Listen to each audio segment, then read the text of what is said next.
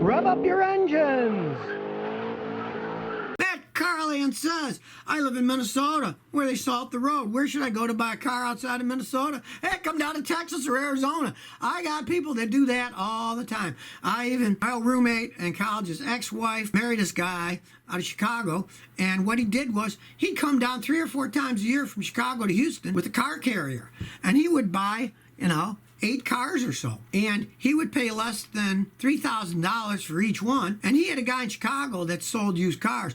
And he guaranteed to pay him like $6,000 for each car as long as they had the Texas tags and weren't rusted. And then he'd sell them for money up in Chicago. Why not come down here? Hey, with the internet the way it is today, you buy something, you can just fly down to Houston, or if you're real cheap, take a bus and then drive the car back. There's nothing wrong with doing that. A lot of people that do that these days because transportation is so cheap these days. You can get down somewhere, buy a good car in another state, and then drive it back. Come to Houston, say hi to me. It's Gratitude today. Scotty, good evening from Singapore. Should one service a car with a turbo, Civic with automatic transmission turbo, more often than a non-turbo? Yes, because turbocharging rams more air into the engine. Same thing as building up the engine, having higher compression. The engine puts out more horsepower. You have more horsepower, that's more horsepower going into the transmission. It strains the transmission more. On that particular vehicle, personally, I would change the transmission fluid on that thing every 30, 40,000 miles. Hondas have weak automatic transmissions. They always had. So you want to baby them. You want to use only the Honda fluid too. That's a big thing with Hondas. Ben Tovar says, is the Blue Driver a good scan tool for the money? Yes, it is. The Blue Driver, these Canadian guys do the software.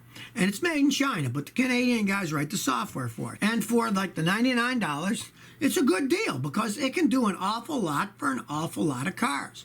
It is a pretty good deal. I'm not that big of a fan of, you plug something in and you're using your phone most of the time because I must have 20 of them here. All these companies send them from China. And most of them don't do diddly squat. And you can get them from $10 to $150. But the Blue Driver, I gotta say, I've got one, and it's pretty impressive for what it does. It doesn't do what my scan tools do, but, it does an awful lot for $99. And since it works on your phone, if you ever do have a problem, just leave the little dongle that plugs into the dash, leave it in your glove box or in your trunk or something. So if your check engine light comes on, you can immediately plug it in, put your phone in, see what it says. It's a handy device. Fantasy Hider says, Scotty, what do you think of a 1970s Honda Civic CVCC? Those were great cars. In those days, those were revolutionary designs for a small engine to get a lot of horsepower out of them. Now, they're old as the hills. They're in the 70s.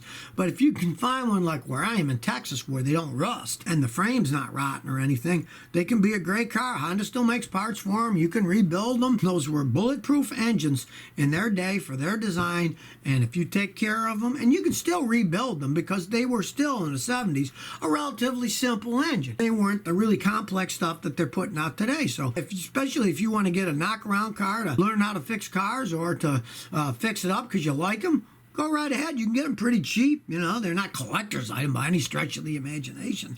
It's not like a 65 Mustang that goes for a ton. It won't go for that much, and they can still go a long way. Adam Thury says, I got a 95 Mustang GT. The alternator voltage regulator fails when it's tested on the car, passes when tested out of the car. What could it be? It's 5.0 V8, 165,000 miles. If you're having that tested, you want to have it tested by a pro. I'm not talking about just going to one of these discount auto parts stores, test it with their equipment. When I test them in my garage, I got a machine that costs $1,200. It's a better machine. I want to make sure that it's being tested by somebody who really knows what they're doing with good equipment. If they are correct and it tests good out of the car, but then not in the car, that would mean that you have some kind of a wiring problem in the car, that once it's hooked up to the car, if there's a bad enough wiring short in the car, then it will test bad. It's shorting it out so much that it can't put on enough voltage. I had an old extension, outside power extension, and things were acting up, and then I looked at it and I saw, geez, the local squirrels had chewed on the stupid thing. And all I did was buy another extension cord, plugged it into the house,